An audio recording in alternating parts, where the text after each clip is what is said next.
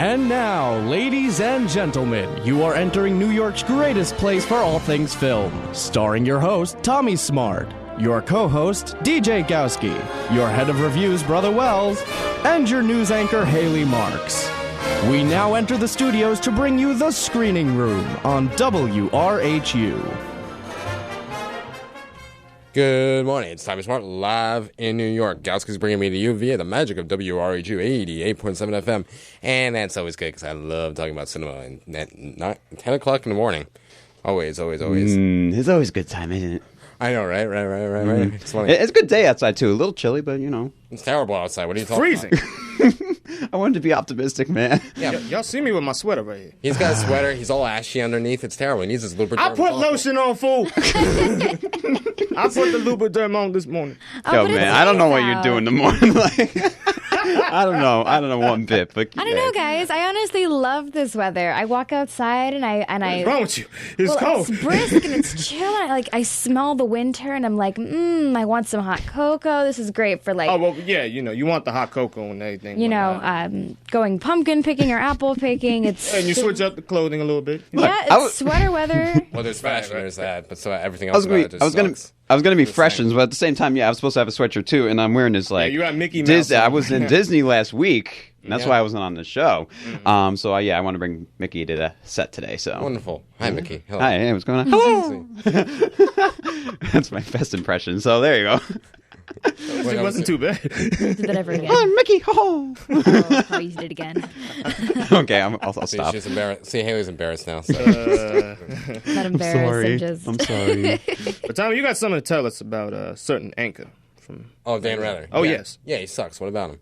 Oh yeah. I mean, we got a movie we're doing on. All right. today. So right. Of course, for the next hour, we're going to be reviewing Crimson Peak. We're going to be reviewing what was it? Bridge of Spies, which literally there's one bridge, only one spy on it, so that kind of sucks too. And then you have Truth. What was right? Truth? Right.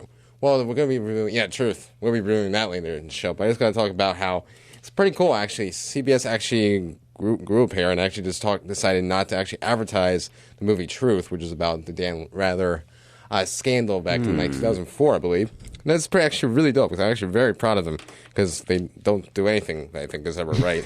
Oh, man. It's behind, of course, if you know the story, Dan Rather in this movie Truth is played by Robert Redford, and also his producers, like Mary Mapes, is actually played by Kate Blanchett. And this is them when they did this 60 Minutes 2 story about the Bush military records that it was kind of like iffy, basically whether or not the president had authority and some stuff like that. Oh. But then it turned out the whole document turned out to be false, and at the same time, Dan Rather ended his career in complete shame, which is actually The documents were false, you said? Yes, for a movie called Truth. Yes, That's completely weird. false. That's ironic. And I think it's funny because I got the story from Fox News. It was just interesting because Fox News doesn't know anything about entertainment unless it's related to politics, which I think is hilarious. Colbert, anyway. It's true. They don't. I work there. I know. It's not fun. And for news, It is fun. Well, it's just not fun all the time, but unless you start making fun of Donald Trump See 24/7. why Bill O'Reilly and Ludacris had a beef. Which we Yeah. Oh, right. But that's a different story. That is. Fox News is not a bad company in terms of news. However, it's just funny how they don't know anything else about entertainment unless it's related to politics. So this is basically them. They had this put out the statement, CBS, and said, "It's astounding how little truth there is in truth. There are, in fact, too many distortions, evasions, and baselessness conspiracy theories to enumerate them all. The film tries to turn gross errors from journalism and judgment and acts of heroism into martyrdom.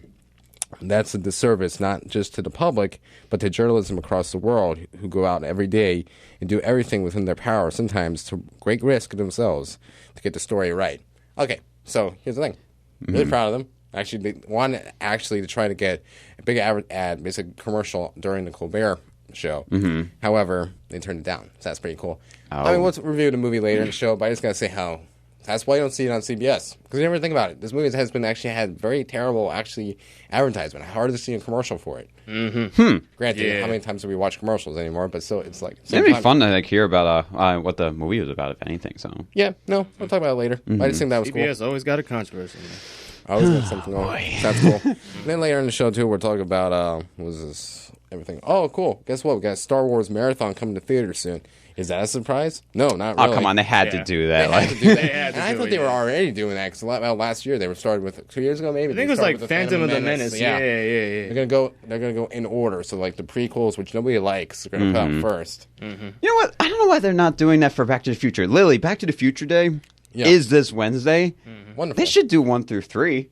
Like, at least bring it back to theaters. Like, Yeah, but like here's the thing. Yeah, even though Back to the Future is popular and actually well structured in classical Hollywood narrative sense, it's still like it wasn't the phenomenon that Star Wars was. well, no, of course, you can't compare it. But I'm not saying I would say no to that because that's not a bad idea. It's just like Robert Zemeckis on the map right there. I mean, everyone in That's true. Star Wars was expecting this, though. So right. I mean, even I was yeah. expecting this. They were even before the article was released. I feel like it was going to happen anyway. So, Oh, yeah, everybody's just assuming, Because why not take advantage of that? So and then they'll do a marathon before the 8th, and then another marathon before the 9th. So you'll never lose any opportunity. right, and basically AMC will basically stretch all 6 movies out after like an 8-day marathon. Of course, every movie will be like 12 hours because of the commercials that they have. Oh man, But we'll do that. oh also. yeah, good point. That'll be funny. Oh, of course. And then when we get back, I think we're on like 10, 12. We're gonna play this pre-taped interview that talked to ILeslie Hope. She's an actress in Crimson Peak, right? Yeah, she's a Canadian actress from she was one of the mothers of Charles Hanhon. Yeah, she plays the character Mrs. McMichael. Yes, Mrs. McMike. No, it was really nice talking to her. So How old is she? I didn't ask her that. No, she like I wouldn't need to ask her such a question. It's impolite to ask a woman her age, Tommy. all right. What generation was she? Oh, it was 1900s movie. So So all right.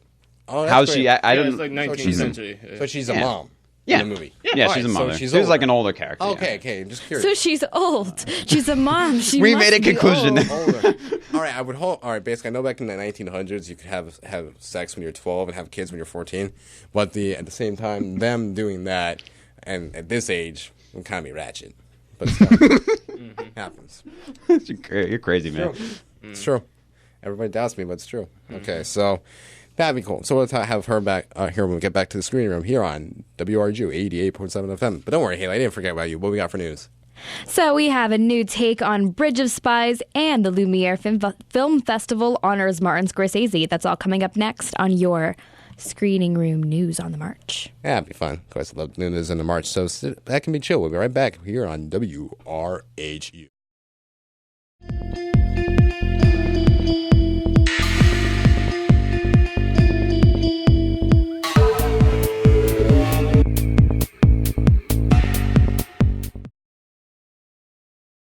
Tom Hanks gives a performance of Bridge of Spies, elementary style. What happens when you take a script and have elementary students rewrite it for Tom Hanks to perform with Jimmy Fallon? Hilarity ensues. The students came up with 3 versions of the espionage action thriller. One with the plot of bridges literally made out of spies, another with a pint-sized romance, and last but not least, a version about the importance of friendship among spies. All in all, a great opportunity to let kids take a script and let their imaginations run wild. Bridge of Spies is currently in theaters. And your film news overseas. Friday night in Lyons, France, was the annual Lumiere Film Festival. Directing legend Martin Scorsese was honored with the festival's tribute award. Salma Hayek presented him with the award. Hayek's husband, Francois Pinault, a key supporter of Scorsese's Film Restoration Foundation, was also in attendance. Part of Scorsese's tribute included a karaoke rendition of the song New York, New York on stage by a variety of acclaimed actors and directors. That's all the news I have for you right now, but stay tuned for more news straight from Hollywood. Back to you, Tommy.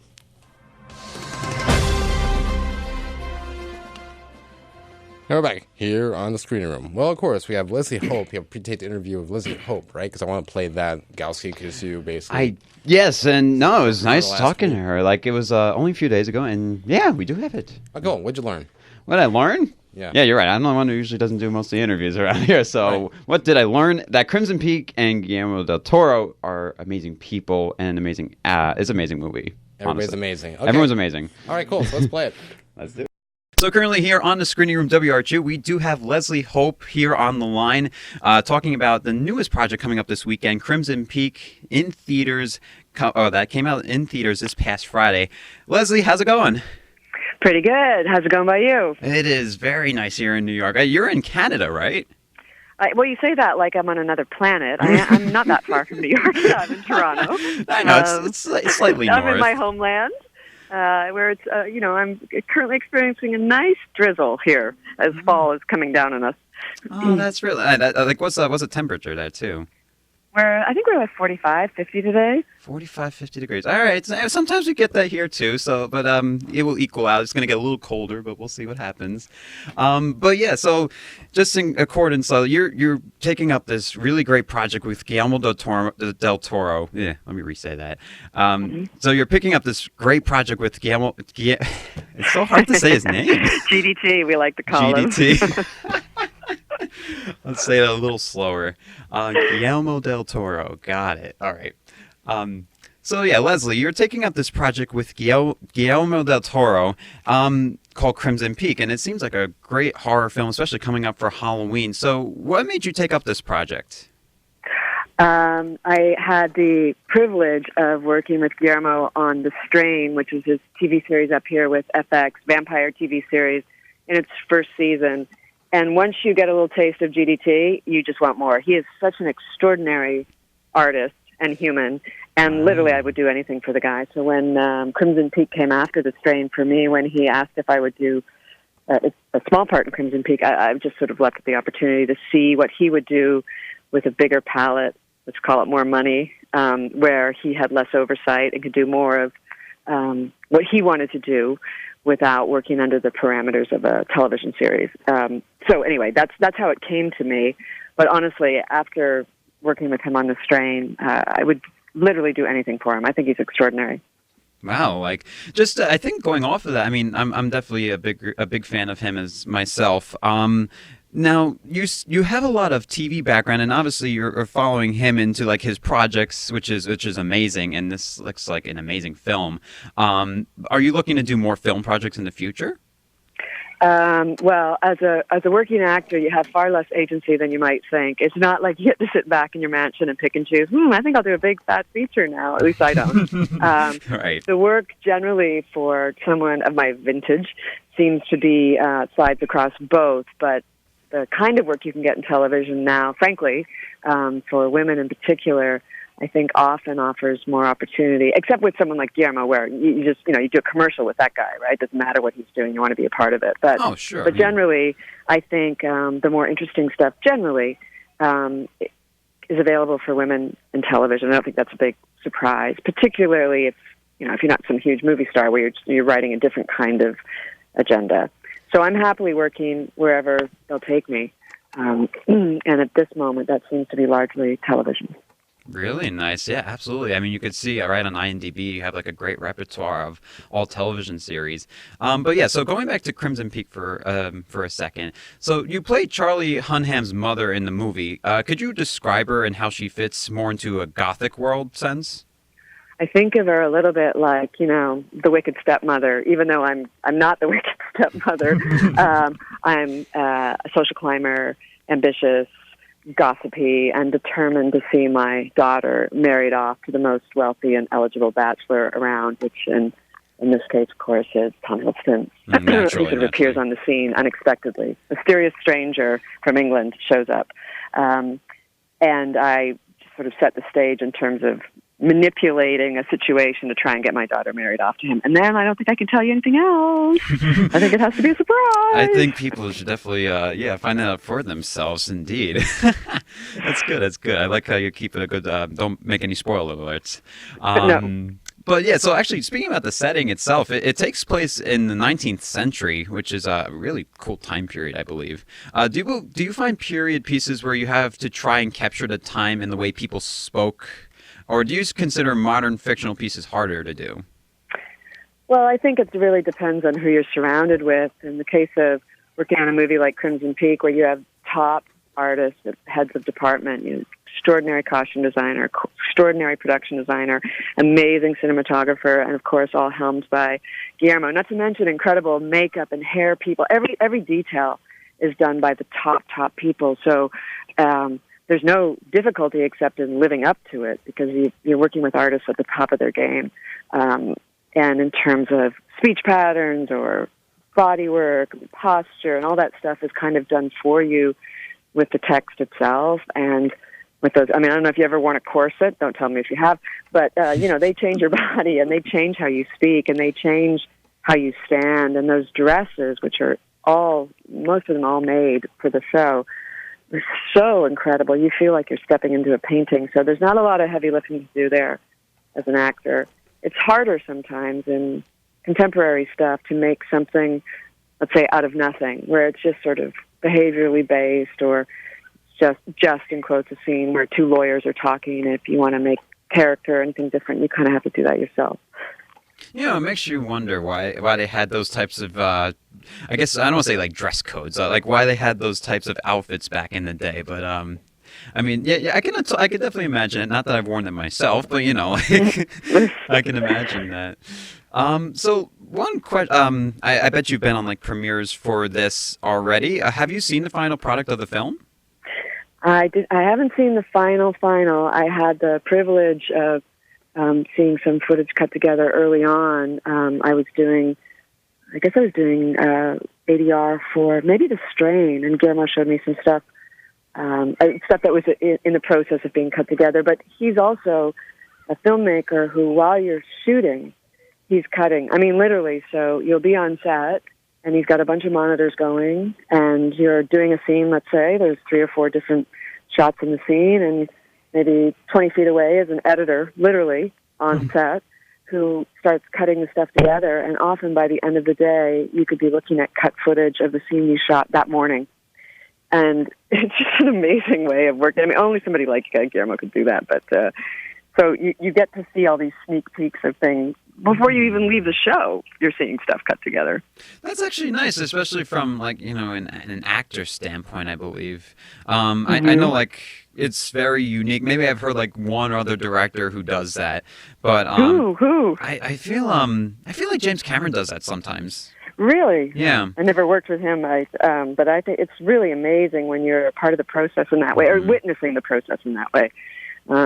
And certainly in GDT's case, he's so happy to share and involve everybody. It's just, look what I did. That's what it feels like at the end of the day. Hey, look, it looks beautiful. It's really neat, yeah. Oh, that's amazing. Well, hey, speaking about making something beautiful, it definitely has to do with the actors and actresses. Now, just in the culture that you're in, actually being in Canada, do you have a favorite Canadian actor or actress? That maybe you inspire to be? Bruce Greenwood's the bomb. I think he's one of the most incredible actors. He's a homeboy. I love him. I've been working on a lot of American shows that are shooting up here, but recently I was acting and directing on a Canadian show called Murdoch Mysteries up here. And there's a terrific actress named Helene Joy who's really good. Johnny Harris is another great Newfoundland actor, but the one that probably people will know is Bruce Greenwood. Gotcha. Oh, that's really cool. Now, also going back to Crimson Peak for a second, can you tell me a little bit about the picture and how Del Toro was able to capture horror and romance so successfully?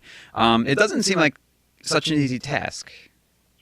Well, I know that the little bit that I know from watching him work, where he creates a whole world with its own very specific rules and parameters, and then everything slaves to that world. So if the color of love is, let's say, red, that color is used very specifically and particularly throughout the movie, and everything from wardrobe to, the color on the walls to the color of maybe a prop.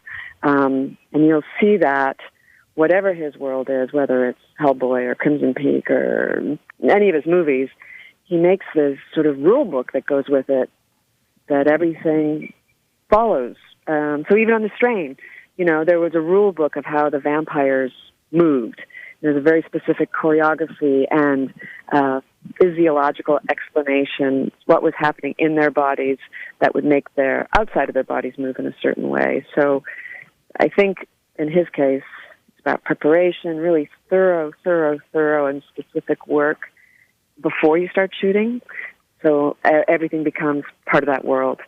You just feel like, or I always feel like with him, you're just stepping into his mind or his painting. And maybe you're like a little tiny piece of red in the corner, but you matter to the painting. Well, I'm glad that red's my favorite color, so I mean, absolutely. Well, there you go. And by the way, I'm saying red for love. I mean, just, sorry, you don't know All right. what he's picked, but, the heads of his department know, and he's really open and collaborative in that way. So a lot of people talk about working with him. He showed me around on the set of the mansion was built here in Toronto, right, at Pinewood Studios, and 4 or 5 story mansion that was all built on stage, and he gave me a little tour before it was done, and I probably saw 20 guys, men and women, working on this mansion. I mean, see some guy in a corner painting a little tiny piece of a wall, and somebody else doing a little bit of sanding, and 3 guys volunteered to me a version of best job I ever had. This is the top of my career. It'll never get better than this. I'll do anything for Guillermo. I mean, he has such a specificity of vision, and on top of which, he's so funny and nice. Everybody wants to work with him. Hey, Leslie, thank you so much for being on here tonight. Or today. Oh my gosh, let me say that again. Sure. It's not supposed to be in PM, it's the AM show. Well, Leslie, thank you so much for being here on our show this morning, and I wish you all the best, and definitely for everyone out there, as you heard this lovely interview, go see Crimson Peak. Definitely coming up for the Halloween season and everything. This seems like an incredible movie, and Leslie, we're going to be seeing you on the big screen as well, so thank you so much. Thanks for having me. I appreciate it. That's all right. Have a great day. Yeah. So that's a pretty good job, Gowski. Good job, little boy. I like that interview. It was no. She's honestly really sweet. Like I love her tons, and love her tons. I keep saying that. I was like, love her tons. Like as You said it all in one word. So I was like, what is Right, that? telling us, boy. love her tons. Love her tons. Love her tons. No, but no, she's really sweet. Like, and she's no, it's cool. Like that was only like part of the interview. I think the whole interview was like 20 minutes, and so it was fun. And I started mentioning in the beginning of the interview, it's like, yeah, you're from Canada, right? And she's like, you say it as if I'm like, like a foreign person. I'm like, she's right up north. Like, yeah, but it's just a little colder there, right? Yeah, like, yeah. no big deal. And, Right next door. And we went on a rave about like ice hockey and hockey. stuff like that. I told her about Islanders and stuff like that. And She's like, oh, cool. I mean, she was very fond of it up there too. She loves the Montreal. I forgot what the team is, but like the Montreal ice hockey team, whatever it is. That's dope. Yeah, Montreal. but no, Ice she's hockey. a really nice person to talk to, and she obviously hyped up GDT, as she says, Guillermo del Toro, and the movie spectacular as it is. So, Oh, yeah. You know what I think that's really cool about it? It's like an old Hammer movie. So, like, Hammer was a studio, Gowski, that, like, basically did all these horror films, like the Dracula films, like the 50s, 60s. It was very, did, like, movies like Victorian area. And that's where, like, these, like, massive sets, these massive costumes, these, like, intense... yeah, no, very much. Like, I mean, especially she was mentioning it too at one point, where like it was very 1900 set, a lot of stuff very customly made. I mean, and she was saying it's like I wouldn't be surprised if it got like at least a costume nomination for like an award ceremony. But yeah, no, she said it was very tight on her, and she like to try to like fit into those things, and it's all about the posture and the accent and like all that. I don't know, like the way you're trying to express yourself. Oh, yeah, I definitely think all like, about what you're dressing as. Right. I think like the costume definitely influences your performance. You're almost like playing off the costume than you are your own self. Because I mean, I guess it doesn't. I don't want to say it tones down on the performance, but at the same time, it almost like you're almost like. Think about it. When you got a corset on, I've never worn one of those. I told her, I'm like, I didn't wear one either. No. But it's like you can't even breathe. You gotta walk around like. It's like, yeah, I was just gonna say, I don't want to make a crazy Frozen reference, but there was that one point where she's like, where Anna's like in that really tight like skirt, and she's like waddling around. It made me think of like what she was wearing. I was thinking like Keira Knightley in Keira Knightley. the first Pirates movie when she was wearing. Like, Oh yeah, trying to like button in the back. Yeah, it's very, very hard to do that. I can't imagine. No, so that's cool. Good job, Gowski. Yeah, thank you, man. So then when we get back, we'll talk more about. Oh, all right, so we talked about like basically. I don't know what there's much to say about the Star Wars thing, but they're doing that, so that's cool. Talk about this poster that they got going on there. Poster. Oh, look at that. Alvin and the Chipmunks 4 will be opening opposite Star Wars. Well, that's gonna suck. I'm gonna cringe. No love for the Chipmunks, huh? No. Well, that is just I'll be really Star honest. Wars. It's going to destroy them. I like old school chipmunks. I like 2D animated chipmunks. Oh yeah, the 3D are just Like looking creepy. Alvin and the Chipmunks meet Frankenstein. That is my favorite. Seriously, like look at this picture. Look, it's like they look creepy, don't they? Look at Alvin's eyes. Look at him. He looks like, hey, look, there's a chipmunk. What's that? That's exactly how it sounds, Tommy. I mean, I believe for Alvin and Chipmunks 4, it will be the Chipmunks versus, well, I'm actually Darth Vader. Or maybe not. Chipmunks versus Darth Vader. Oh, Black Knight. All the things that could go wrong I with have still that. not paid attention to this surprising franchise that I didn't even know there was a third one out. I didn't even know there was the first one. Alvin and the Chipmunks Chipwrecked. Shipwrecked. That was like the third one. It was called Chipwrecked. Shipwrecked. Because Chipwrecked? chip. Please, Yeah. guys, can we have a Go on moment? DVD? Can we have a moment of silence for the Chipmunks? Yep. Basically, the Chipmunks and the Chipettes end up stranded on an island. All right, we gotta go to. I don't know. This like- is weird. We got cut now, but we'll get back. We'll talk about the Lumiere Film Festival and how Marty Scorsese got not awarded, and we'll talk a little more about the Chipmunks here on 88.7 FM WRHU. Anyway, Kaylee, what do we got? So CBS says newsroom drama Truth is actually full of lies, ironically. Annabelle gets a sequel and female actors may finally receive equal pay. All that and more coming up on the screening room. See, lies. It's Movie lies. is not living up to its name. Lies, lies, lies, lies, lies. Am I wrong? No. So we'll get back. We'll talk more about that here on the screen room on WRHU 88.7 FM.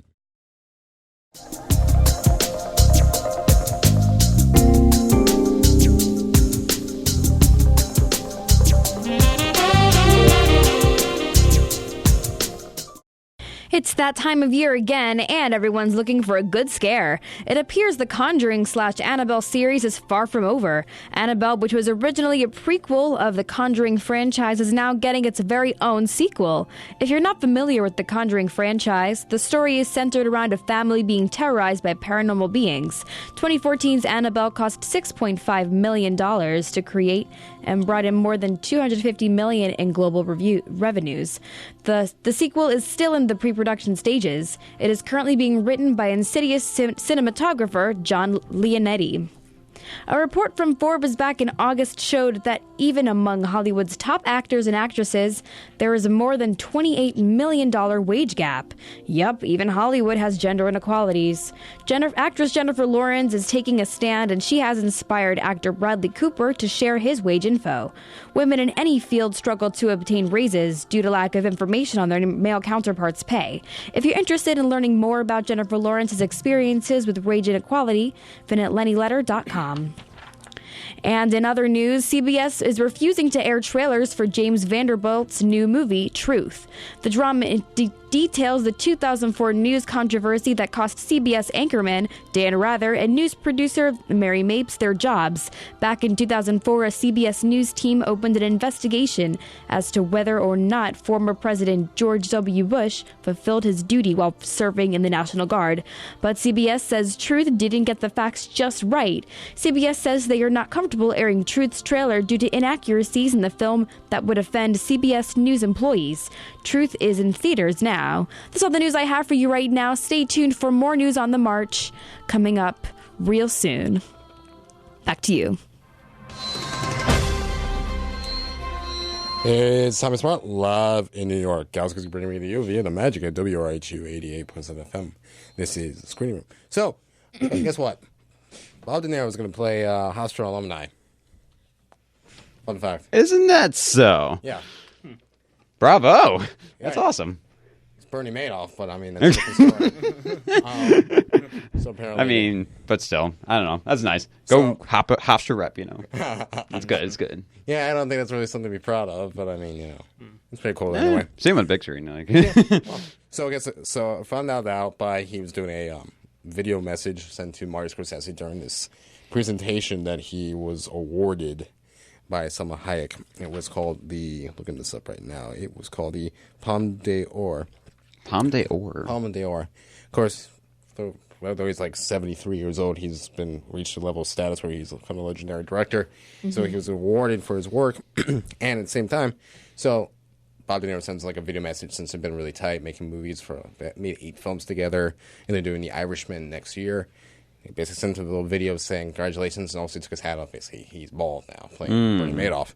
So that's funny. So that's cool. No, he basically got awarded. This Marty's doing a lot of cool stuff. He's trying to get this movie, The Irishman. Did you hear about this, The Irishman?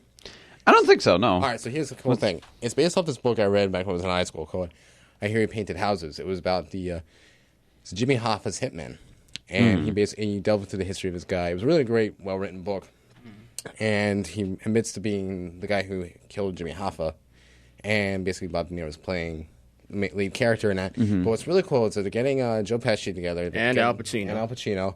I think among other, I think there's that three, and they're using technology, basically the Benjamin Button technology to euthanize them. So you're gonna see like a younger Bob De Niro, younger Joe Pesci. Oh, that's younger crazy! Al Pacino all together. Yeah, De Niro's playing the hitman, so they're trying to make him look younger again. Right. Nice. So if you've seen Ant-Man, you saw that they did that with Michael Douglas, and it almost looked seamless. Almost. He didn't. I mean, he looked a like, little bit. He looked like he did in Wall Street. Yeah. I mean, close. Really young. I mean, not exactly, but Oh, he obviously did. not. But no, did really well. I'm surprised. Yeah. He actually looked more like Kirk Douglas' father than he did actually younger Michael Douglas. That's really cool. So I think that's. But that movie hasn't found its funding yet. Apparently, I guess the Okay. How many more gangster Bob De Niro, Martin Scorsese gangster movies you need to see? You've already seen about 3 or 4 of them. So I guess that's one thing. But it's pretty cool. So that's cool. Always nice to see him getting awarded. So Yeah, good for him. Yeah. Yeah, I mean, he deserves it. So he's been doing a lot of work, Marty. He's just been in Paris with director Bertrand Tavernier, who is working on a documentary about cinema. He praised what he saw of the film in progress as a revelation, and defended the documentary film as one of the few means to teach film history. The best of these films on cinema are not merely montages of pop superficiality, like the 10 best suspense films and the other 10 best kisses, or Garbo talks, or who cares, he said. So, yeah, I'll go through this. That was all pretty cool. Now, Marty's big on he has this thing called the Film Foundation, where basically tries to preserve licensing and preserve 35 millimeter print negative of films, as well as the licensing and rights to different filmmakers to make films and stuff like that. So he's really big on that. So that's pretty Nice. cool. Yeah. Right. So congrats, Marty. Good job, boy. And also, I'm looking forward to that show, Vinyl. Ever hear about this? No, you gotta refresh me on this too. I heard about this. Yeah, HBO. You can watch it on YouTube. It's the trailer's out for the his HBO series, new HBO series called Vinyl, which is about basically it's co-produced by Mick Jagger, and it's about basically rock and roll in the '70s. And he says, this is a quote. It's about cocaine and music and stuff. So, Great description. yeah. So That's pretty about cool. right. It's pretty cool. I'm looking forward to that. He's always got cool stuff going on. Let's talk a little bit more about this Chipmunks thing. So nobody likes the Chipmunks, huh? Nobody? No. Okay. I like old school chipmunks. I'm a fan, like I said before, of 2-dimensional animated chipmunks. Like, Yeah, we're the talking, original were fine. Yeah, like from the late 80s and early 90s, they had like Nickelodeon specials, like the Alvin and the Chipmunks meet Frankenstein, and like they meet the Wolfman, and like those were fun. Those were cute, and I always look forward to seeing those. They're probably going to air sometime this month because it's Halloween time. Oh yeah, that with the great. It's the Great Dolomite, Charlie Brown. That'll be fun. That's good. But no, no, that's cool. All right, so will it get crushed at the box office? Of course, it'll get crushed at the box absolutely. office. But still, Hopefully, it won't crush any kids' I mean, hearts, even, though. even the Tina Fey film is going to probably like trump it as well. Oh, the Sisters one? Or Yeah. Amy Poehler? I mean, it's Tina Fey and Amy Poehler. I mean, Yeah, a comedy yeah. duo. oh, that's what it's saying. Yeah, the other film set to nationwide is December 18th. His Sisters, Universal's comedy starring Tina Fey and Amy Poehler, on December 25th. I mean, who goes into movies on Christmas Day? Anybody? I have. I go A lot of always Jewish with my people. family. Yeah. I saw Django on Christmas. Oh yeah. Oh, yeah. Oh yeah. Yeah. That's cool.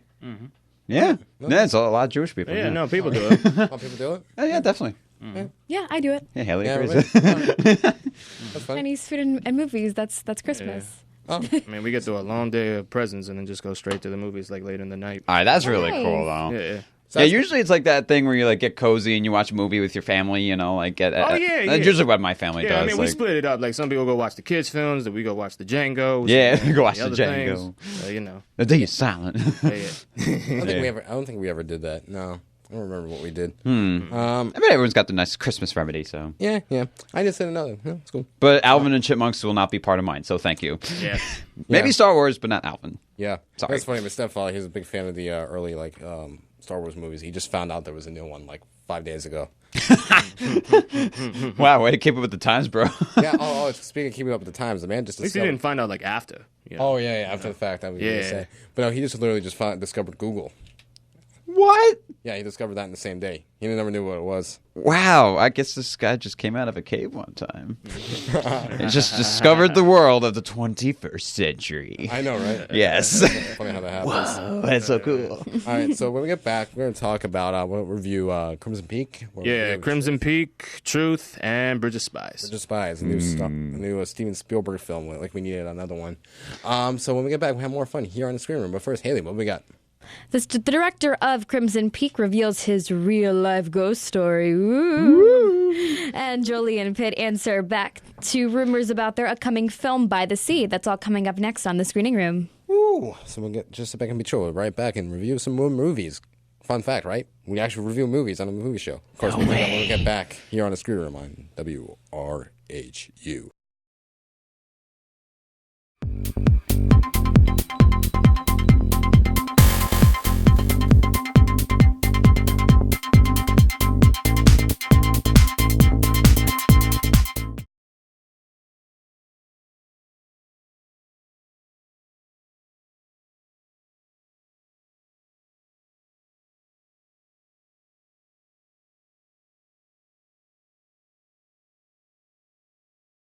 Horror movies these days are usually based off of some kind of source material, whether that be a book, play, or movie, and we hope that they aren't based on some terrifying true event.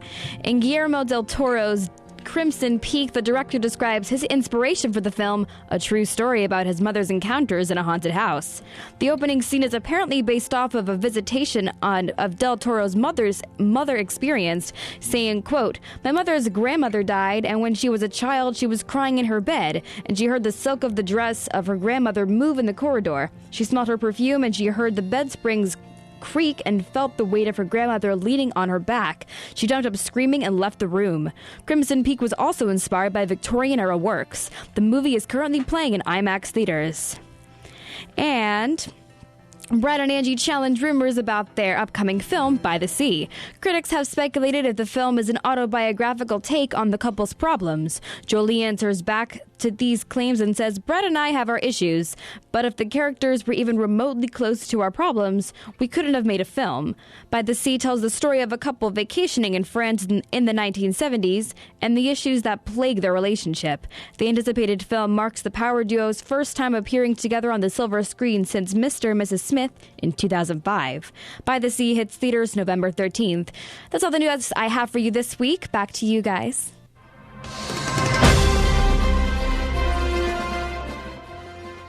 So there's one movie coming out where a spy sits on a bridge. There's only one spy on the bridge. Yeah. This is Bridge of Spies, and this is the new Steven Spielberg picture. Right. This is him reuniting with Tom Hanks, and this basically tells the story of the 1960 U-2 incident where basically James B. Donovan, an insurance lawyer, was entrusted with negotiating the swap between Francis Gary Powers, a pilot that got captured by the Soviets, and Rudolph Abel, who was a captive Soviet spy that was held in the custody of the U.S. And of course, the movie kind of highlights how the Cold War was, a lot of tensions, a lot of people who wanted the spy hanged, and, you know, a lot went down during this time. And let's go to when they're in court. How did we do in there? Not too good. Apparently you're not an American citizen. That's true. And according to your boss, you're not a Soviet citizen either. Well, the boss isn't always right, but he's always the boss. Do you never worry? Would it help? He never did worry. So here's the thing. This is much better than Lincoln, because I thought Lincoln was, as well as it was done visually, it was kind of like just, you knew the story of Abraham Lincoln, and you knew the story, what was going to happen. Like, there wasn't much suspense there in terms of, like, oh, is it going to pass the 14th Amendment? Is it going to end the Civil War? So knowing that, you were just watching basically practically the equivalent of a documentary, just 3 hours of people in nice suits talking. Not a bad movie, just not great. But everybody thinks Spielberg's at that great level. I think this is a better movie than Lincoln. However, at the same time, It was really long, though, or at least it felt long. it did feel long. Okay, The pace was very slow. okay, it was. Very, very slow. And another thing too, they bring in that Gary Powers character as like somebody we should care about. Yeah, and you really don't. And Yeah. he's not even in enough scenes for us to really care about him at all. I don't even know anything about him. Yeah, no. I don't even think he had a legitimate line of dialogue. I don't think he actually said anything. Yeah, he didn't really say much. All I saw was getting water tossed on him in the prison and whatnot. And that's supposed to make us feel for him? Yeah, no, I mean, I didn't care any bit about this guy at all. I mean, the story is really with Abe and Hanks' character. Yeah. Basically, the Soviet spy and the lawyer. I like that. Like, I mean, he had a good, Tom Hanks, he's a wonderful actor. I mean, so- yeah, and he was very good here. Really patriotic and really brought the moral consciousness and wanting to get a fairness for the situation. But I feel like they were trying to do too much in it a little bit. Yeah, I felt it could have been betterly structured a little Yeah, bit. because then you go from like the trial to then trying to negotiate this release to the switch with this hostage crisis. Mm-hmm. But at the same time, I don't care about Gary Powers. Mm-hmm. I mean, just because I'm an American doesn't make me feel like I should Soviets versus the Americans, Mm-hmm. Swedish Soviets. I don't care. So there wasn't enough here to really keep me intertwined here. Yeah. And I feel like Spielberg, he's a very talented director. I've said this many times before. He's very talented, but he's not a great director. He hasn't been an auteur. He hasn't been a filmmaker. He hasn't been I don't want to be like he had to make avant-garde cinema, but he hasn't made like films since like the 70s. I feel he is a great director. It's just that he's gone a long period of time without making something really highly substantial. That's Right. the thing, because Schindler's List, Jaws, Indiana Jones, those were, in my opinion, some really great films he did back then. Yeah. And he's had good films, but nothing really phenomenal. Like I said, he's talented. You know. Like he's not like an amateur. He's not an Right. amateur. No, he is talented. But in my mind, he hasn't made anything phenomenal. He's not hungry. I mean, even Marty Scorsese is still hungry. You have other directors that are still hungry, but he isn't. I think even more than an executive. So his movies are very. Let's just do whatever, throw a bunch of stuff together that we can do to make Oscars. Yeah, I mean, he's in a comfortable position now. I mean, he's been in the game for a long time now, so he's kind of at a place where he I know. he'll but make whatever. I know, but he just disappoints me though. He could. He became. Oh, He well, became that's greater. your opinion, and I respect that and Okay. whatnot. But in terms of the movie, very long. It's kind of not really a film you want to go see again. And, That's true. And I it's didn't just- like Mark Rylance in here, but Yeah, and there was it's a history lesson. It's not a bad movie, so if you like Spielberg, if you want to see a movie that's probably going to go to the Oscars, see it, because everybody else seems to like it Yeah. except for us.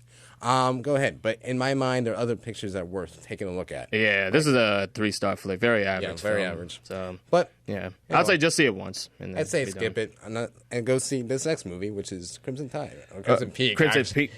You thinking of the Denzel film, I ain't you? even think of the Denzel movie. I do. But this Jesus. next movie. But this next movie basically is about a girl named Edith who falls in love with this man Thomas. I'm trying to remember what the last name was. Thomas Sharp. Sorry, excuse me, Thomas Sharp. And he comes to this house which is basically haunted, and it's got clay coming out the floor that looks like blood.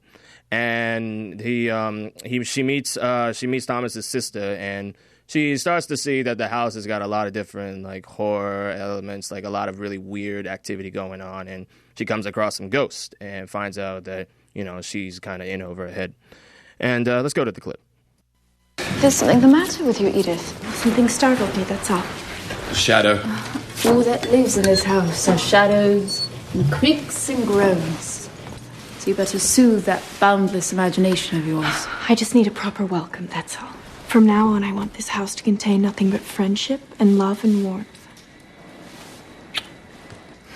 Warmth would be an excellent start. Thomas, your bride is frozen. So one thing I hate about trailers and why I don't watch them is that they always mismarket movies most of the time. They either give you everything away like they did with Terminator Genesis, or they just mismarket it. This was supposed to be a creepy horror film, but this is more of a romance. Yeah, it's a romantic, artsy horror film. Right. It's like what they call in Hollywood. They call this a tweener. It's in between genres.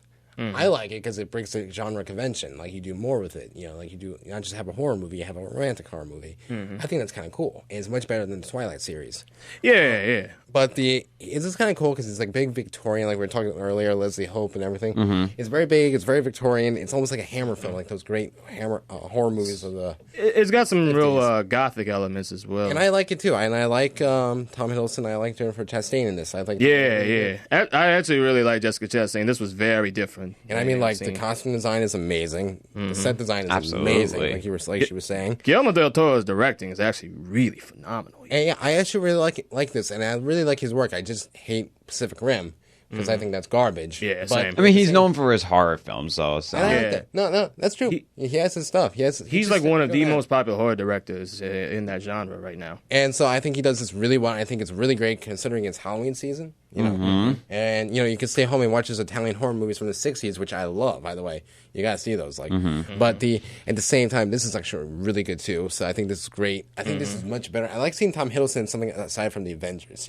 Yeah. I mean, he's gonna be playing Hank Williams next month. I saw the lights, so he's branching out a bit. So I love that. I love that about this. Acting was great. Sound editing. I like the lighting in here as well. Also, one thing though, the ghosts in the movie, they can be gone. And they still have the issues in the movie. I mean, it's still conflict in the movie, I feel.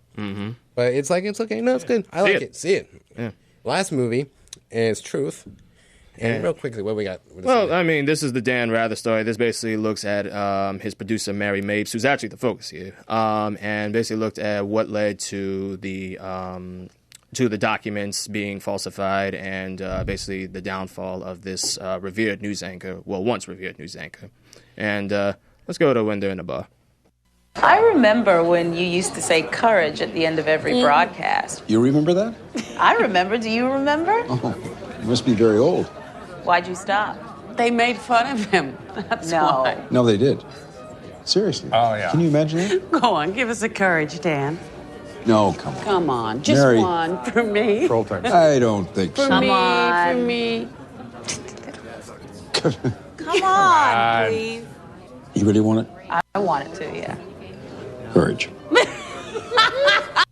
So here's the thing. I don't care about Dan Rather, honestly. I mean, like, maybe he served his time at CBS, but I think he was always, like, a little sad that he wasn't Ed Murrow. But here's the thing, though. There's a problem, like, you know why you'll never see, like, a movie about advertising execs in the 60s? Because you had a very successful series called Mad Men. You shouldn't see this movie right now, because they're basically doing what Aaron Sorkin was doing in the newsroom. He's trying to. They have that, basically, it's a newsroom. You report the stories that matter, but then you realize that your story is false, and how do you gain the trust back of the American people? Is it journalism? Is it right? Sounds like a Brian Williams situation here. Yeah, this kind of reminded me also a little bit of The Insider sense that, this is a CBS controversy. Things went sideways for people, and people lost positions. But it's based off a book that is actually still butthurt over the fact that this happened to them. It's still the whole Kate Blanchett character's book. And Kate Blanchett's really who you're going to want to see when you see this. I mean, it's okay. I mean, Robert Redford, he's great, but I mean, at the same time, it's not a movie worth seeing. I mean, it's okay. It's not great. Yeah. I have to say skip this. Skipped it, too. All right, let's go to... Oh, actually, no. First we got box office review. So, Haley, what we got? So first up this week, we have Goosebumps, which made $7.3 million on its opening weekend. Following that is The Martian, grossing $6.3 million this weekend and $128.6 million overall. After that is Bridge of Spies, grossing $5.3 million on its opening weekend. And in fourth place, we have Crimson Peak, grossing $5.2 million on its opening weekend. And finally, we have Hotel Transylvania 2, grossing $3.3 million this weekend and $127.5 million overall. Now it's time for the Screening Room's Top 10.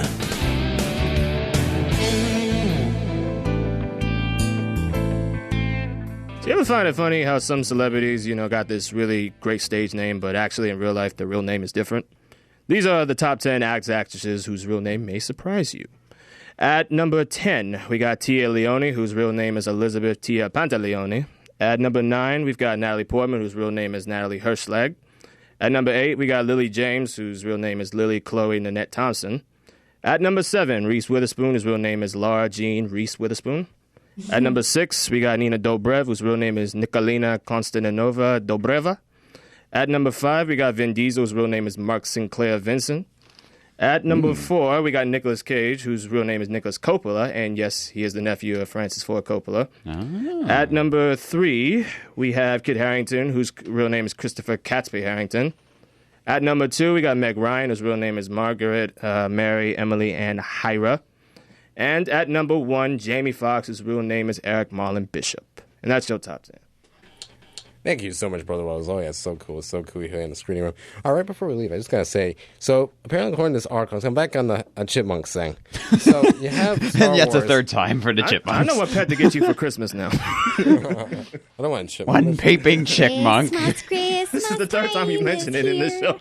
So here's the thing. So Star Wars is going to be PG-13. I want it to be R-rated. That would be cool if it was R-rated. Hey, maybe one of the spin-offs might be. You know, Boba Fett and... oh, yeah, Boba Fett. He would need to have an R-rated. Rogue One. Really dope. Anyway, it's 10:59 right now. And, of course, that wraps it up here on the screening room. So please tune in next week for another exciting episode. All that is fun in cinema because you know I'm going to give you everything that you ever asked for every week. Wow, everything? Everything. Everything. Everything. Everything. Everything. Everything. Everything. Wow, All right. everything. Basha is next with the fabulous Polka Show here on 88.7 FM WRHU. This is Tommy Smart, king of the movie business, signing off. And remember, tune in next Sunday on 88.7 WRHU FM. You just left the screening room with Tommy Smart and DJ Gowski.